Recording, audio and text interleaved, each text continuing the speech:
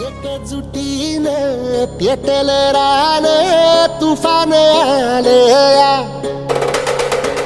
काळ्या भुईच्या भेटीला हे आभाळ आलया.